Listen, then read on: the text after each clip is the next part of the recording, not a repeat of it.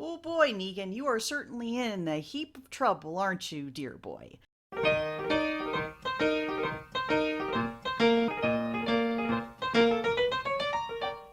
Greetings and salutations, everyone, and welcome back to my channel. On today's program, I am here to talk The Walking Dead, and I've noticed that comicbook.com has released an article stating that data shows The Walking Dead declined when Negan arrived.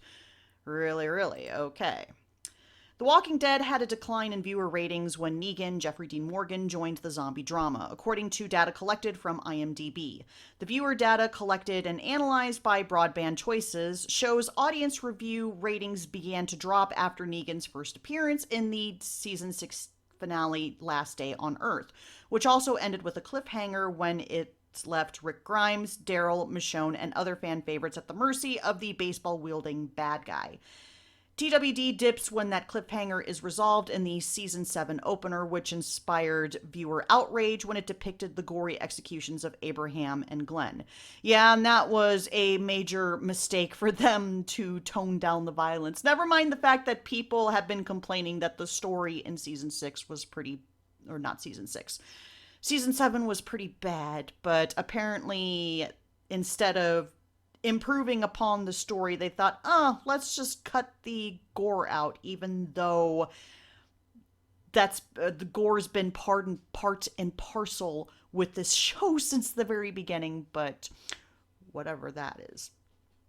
Broadband Choices notes The Walking Dead's season average dropped ever so slightly over its first 6 seasons. Upon reaching season 7, where Rick and Team Family spent most of the season subjected by Negan and the Saviors, the quality of the show falls off a cliff. A graphic showing episode ratings and season averages then determines Negan was the worst to happen to The Walking Dead. I've got my own reasons on this, and it'll be interesting to see if it's even addressed in the article, but if not, I will definitely bring that up.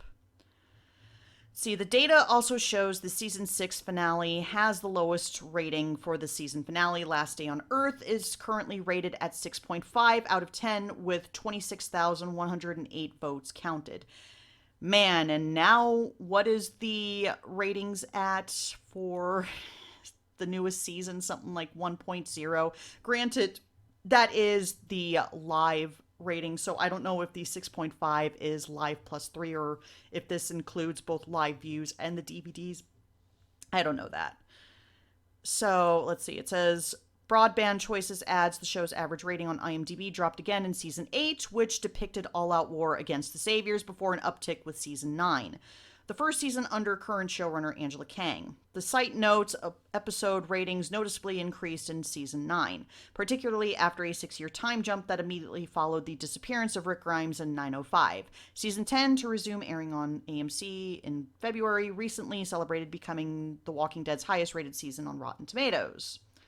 That doesn't exactly mean anything. Highest rated season on Rotten Tomatoes doesn't necessarily equate to the actual numbers that generate the ad revenue for AMC, but that's just none of my business. Season 7 opener, The Day Will Come When You Won't Be, sparked backlash among viewers over its unrestrained violence, and the episode was at the center of numerous complaints filed with the FCC.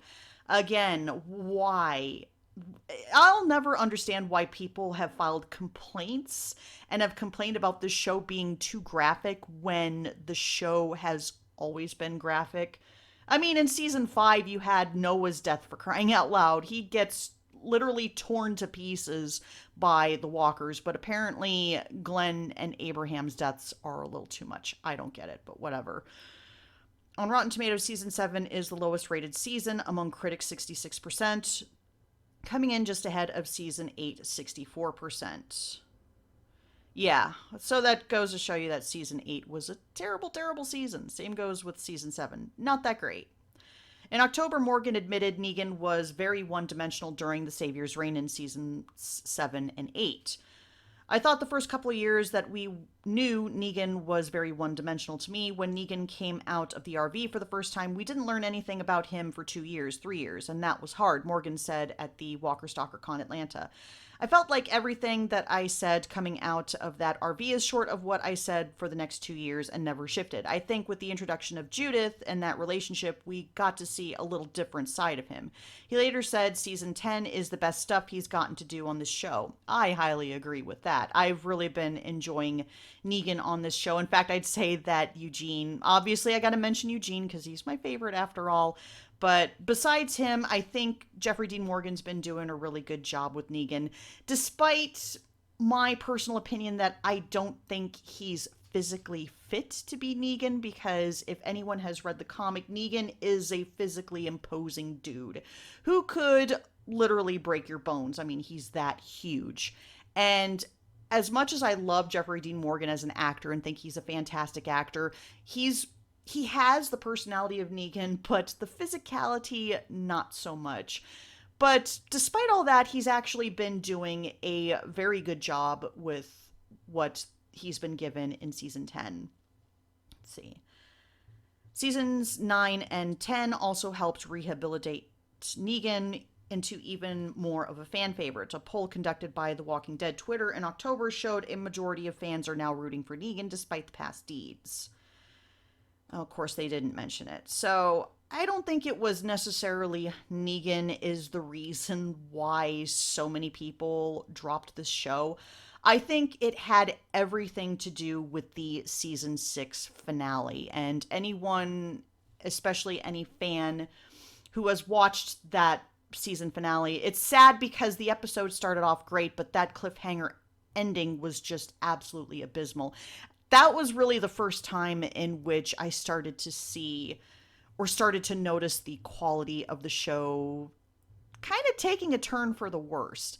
I think a lot of people will argue that Glenn's fake out death, aka Dumpstergate, was really the first sign of bad things to come for the show, but I think the general consensus is that I think most people agree that the season 6 finale was just absolute disaster. The AMC suffered a huge backlash from this abysmal cliffhanger finale. And sure, it may have worked for them in the ratings with the season premiere of season 7, with it being the highest rated show on for the network, or in particular for this show, but it didn't exactly work out too well in the long run for them, because by the time of episode 2 aired, that's when the ratings really started to decline for the show. And I think it had everything to do with that season 6 cliffhanger, not necessarily Negan. And like I said, I think Jeffrey Dean Morgan is doing quite well with what he's given. And I find it kind of strange that, according to this, they're saying, oh yeah, Negan's the one who's responsible for the Walking Dead's ratings decline, which is really ironic for them to say, because I'm pretty sure it's safe to say that he's probably the other major fan favorite on the show next to Daryl. If you've gone to Hot Topic, or if you've been to their website, or if you've been to various websites that carry the Walking Dead merchandise, chances are a good majority of the stuff that you see for sale on the website is Negan-related stuff. So I find that kind of interesting that somehow his appearance is what contributed to the ratings decline, but yet he's apparently the major fan favorite next to Daryl, of course.